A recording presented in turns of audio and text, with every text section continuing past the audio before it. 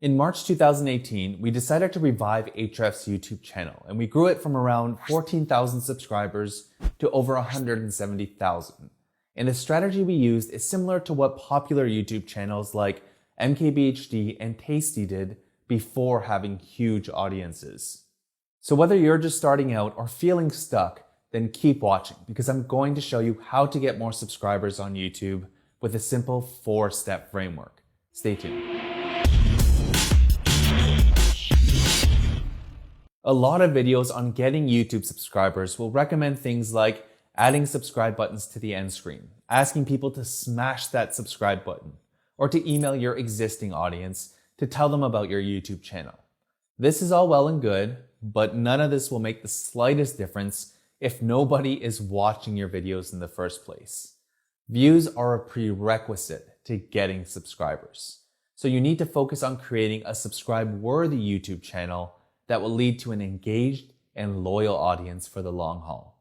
Now, getting subscribers that actually care about what you do takes time and adaptability. For example, MrBeast, who now has over 44 million subscribers, started his channel with videos of him playing Minecraft. And while those videos have racked up millions of views today, that's likely due to his current success. He published his first video on February 20th, 2012, and more than 2 years later, he published a video announcing he had reached 1,000 subscribers. So it wasn't exactly straight to the top for him. Now, the framework I'm about to share with you is all about consistently getting more subscribers who are actually excited to watch new videos you release. And as you continue to implement this framework, subscriber growth begins to snowball. So let's get this tutorial started with a couple of fundamentals that will be critical to growth in subscribers, views, and for some of you, revenue. Fundamental 1 is understanding why people subscribe. Plain and simple, people subscribe because they enjoyed what they watched or because they know your brand. And the more positive interactions they have with your content, the more likely they'll subscribe. Let me back this up with some data. Looking in YouTube Analytics, you'll see we've had around 89,000 subscribers in 2020 so far. And over 87% of those people joined our YouTube community from video pages and from our channel page. So that means A, you need to get consistent views to get consistent subscribers, and B, your content needs to impress them enough that they'll want more content from you. And the second fundamental is to know how YouTube works at a basic level. So when you publish a new video on YouTube, the first people that'll get notified are your subscribers. And that can be through emails and mobile alerts, subscription feeds, and impressions on YouTube's homepage. But these people are already subscribed, so that won't help you get more subscribers, right? Well, not exactly. When your video performs well, YouTube will promote that new video to other people who watch similar videos as your viewers. And this can often lead to a huge spike in new subscribers. But these notifications and homepage impressions are usually short-lived and can fade within a week.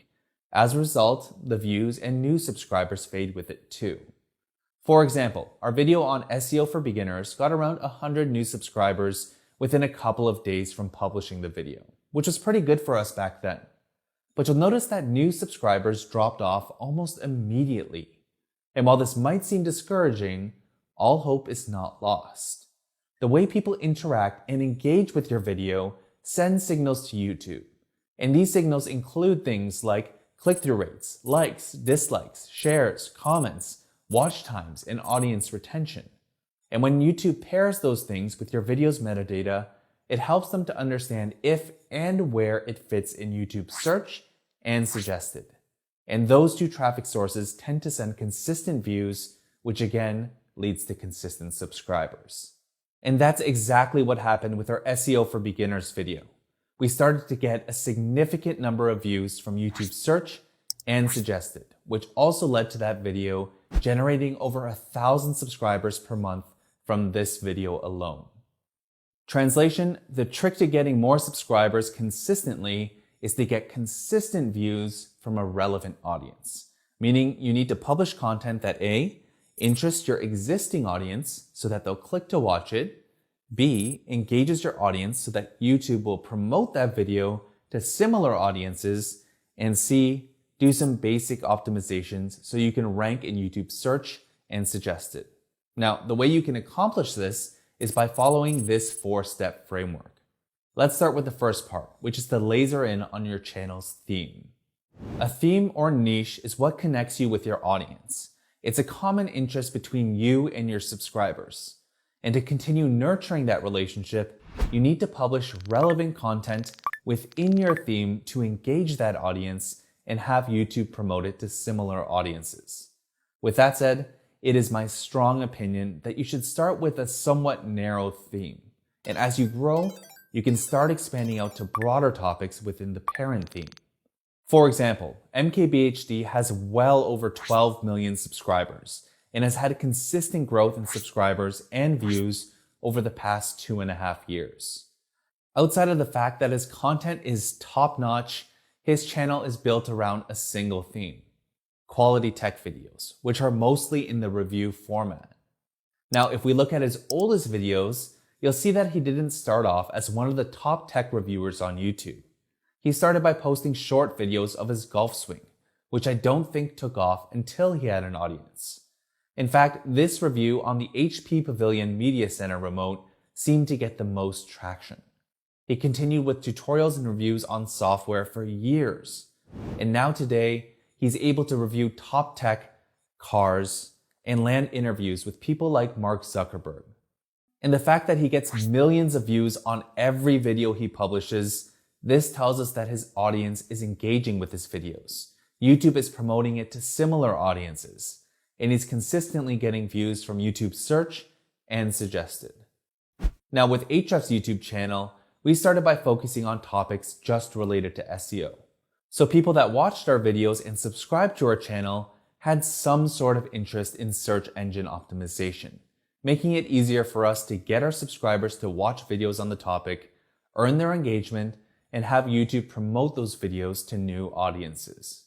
While this all seems simple, I can't stress enough how important it is to stay focused on your channel's main theme, especially if you're just starting out. It'll allow you to create content that resonates with your audience because it's relevant to the reason why they subscribed in the first place. Speaking of content, that's the second part of this framework, and I want to talk about this in 2 parts. The first is content quality. It goes without saying that your content needs to be good. But good has nothing to do with your camera gear or production value. A good video is simply content that serves the viewer's wants or needs. For example, if the title of your video is Tesla Model 3 versus Tesla Model Y, but the first 3 minutes are dedicated to BMWs, then your viewers are going to drop off and obviously won't subscribe. And more importantly, you won't get the benefits of YouTube promoting your content to similar audiences. So 2 quick tips. Number 1, it's worth storyboarding or scripting your content so you stay on topic and deliver value to your audience. And value leads to subscriptions. And number 2, your title and thumbnail should accurately match your content. Clickbait leads to low engagement, and that's a surefire way to lose subscribers. The second part is content format. While our channel has had consistent growth over time, we still made mistakes along the way. In 2018, I had the opportunity to travel to Singapore, where Ahrefs is headquartered. And seeing as we had around 30,000 subscribers at the time, I thought our audience would enjoy that. But I was completely wrong. In fact, I think my vlog was the only video on our entire channel that resulted in net 0 subscribers. Basically, we hit the publish button, and after a few weeks of the video being live, it became apparent that our audience doesn't care about Sam O or his travels. And even years after the video was live, there was no good that came from it, so we unlisted it.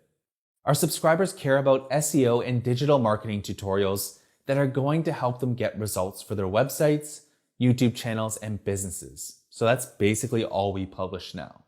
Now, I'm not saying you shouldn't try new formats, but after you've found one that works for you, stick with it. All right, the third part of the framework is discovery. Going back to our schema, your subscribers get notified of your new videos. As they watch and engage, YouTube may promote it to other similar audiences. After that, YouTube may rank your video or suggest them on other video watch pages, assuming you've set yourself up properly. And that's what this discovery stage is all about. Now, there are two things to note here. Number one, if you don't have subscribers or a big audience, then YouTube probably isn't going to show your video to that many people. And number two, if no one's looking for videos about your topic, then you're not going to get views from search or suggested. Now, with number one, you just have to accept that it'll be a slow and steady grind before you see traction the second you hit publish. But with number two, anyone and everyone has the opportunity to rank in YouTube search and suggested. You just need to know what your target audience wants to see. And there are three ways you can find topics worth pursuing. The first way is to use YouTube Autosuggest. Autosuggest populates search queries from real searches on YouTube right within the search bar. Just start typing in a query and you'll see some suggestions based on your input. Now, just because the suggestion is there, it doesn't mean there are a lot of people searching for that specific topic. So you'd have to actually search for the query and then take a look at the top ranking videos to assess both traffic potential and ranking difficulty. And there are three things you should look for. Number one, check and see if the top ranking videos are all getting a good number of views. If the answer is yes, then there's likely search demand around the topic. Number two, see if the top three videos are intentionally targeting the topic you've searched for. And just by looking at the titles, you can see that all of the videos are makeup tutorials specifically made for beginners. So yes, they are. The third thing to look at is the overall authority of the channel. And so-called authority is twofold. First, I'll look at the number of subscribers the top ranking channels have, as well as the average number of views to their last 5 or 10 videos. This should give you a very general idea whether their audience is interacting with the creator's content. And the second part to authority is the channel's coverage of the topic. From what I've seen, channels that are very focused on a specific theme tend to rank more easily for similar topics. And if they're ranking more easily, it'll be harder for you to outrank them. So a quick tip is to search for your topic using the search box inside their channel and seeing how those videos performed. And based on all of these factors, I'll decide whether the topic is worth pursuing. Now, the process that I just went through is pretty subjective, but you can gauge search demand more accurately using a keyword research tool. And there are two keyword research tools that I've used extensively. First is vidIQ. vidIQ has a keyword research tool built into their toolset, which shows you related keywords to your topic, search volumes, and various scores. And you'll see that they provide well over 100 keyword suggestions. And second is Ahrefs Keywords Explorer. Here you can see search volume trends, in this case for the United States, the number of clicks that happen when people search for your keyword, and global volumes broken down by country. And below that are snippets of keyword ideas from our various reports. So if we go to the PhraseMatch report, you'll see over 211,000 keyword suggestions. On top of the same metrics that we just talked about, you can use these handy filters to narrow in on specific keywords you want to see. For example, if I wanted to create beginner level tutorials, I'll click on the include box and type in beginners. And if I see any topics that I'd like to cover, then I'll go back to YouTube and do a quick manual analysis to gauge our chances of ranking for that query. YouTube SEO has been one of our primary sources to consistently get views and subscribers to our channel. And we have a full tutorial on how to rank your videos on YouTube, so I'll link that up in the description. As for suggested views, you'll need to have an inventory of videos before you start to get significant traction. And from what I've seen, channels that are focused around a tight topic that drives all the right engagement metrics will naturally lead to suggested views. Why? Because if your videos are centered around a theme, most of them should be relevant to one another. Now, there are obviously more technical things to consider when it comes to earning suggested views. So if you want to see a tutorial on that, let me know in the comments. All right, the final part of this framework is the CTA, or call to action. As I showed you from our stats, the majority of subscribers are earned from our content. There are a few additional tips you can use to get more subscribers regardless of your current subscriber count. First is the easiest, and that's to just ask for it. And the general format I use is to include the ask and the why. For example, make sure to subscribe for more actionable SEO and marketing tutorials. Or if I've released a new series that'll be dripped out each week, then I'll say, make sure to subscribe so you don't miss the next video in the series. Simple. The second way is to use playlists. Now, while playlists won't directly earn a subscription, they increase the likelihood of a viewer watching more than one video. And the more exposure they have to your content, the more likely they'll hit that subscribe button. Playlists are a win in every way. They improve user experience, user engagement, and lead to more subscribers. The third way is to send traffic to your YouTube channel from external sources. Seeing as our channel homepage is the second biggest driver of subscribers, we include links to our YouTube channel from other marketing mediums like our website, blog, and social media accounts. But we don't just limit it to our website. For example, when one of us is interviewed on a podcast and the host asks, where can people learn more about you? We often tell them to search for Ahrefs on YouTube and they'll find us there. And naturally, podcast hosts will often link to our channel from the episode we did together. And the fourth way is to use interactive features. These are clickable links that appear in your videos like end screen subscription buttons and watermarks. For our channel, interactive features have only been responsible for around 1.4% of our subscribers in 2020. So I wouldn't expect much from the subscription source, but it's still something. Now, while I could go on for hours with other tips and tactics to grow your YouTube channel, I recommend watching our YouTube SEO and video marketing playlists, which I'll leave a link to in the description. Now, if you enjoyed this tutorial, make sure to like, share, and subscribe for more actionable SEO and marketing tutorials.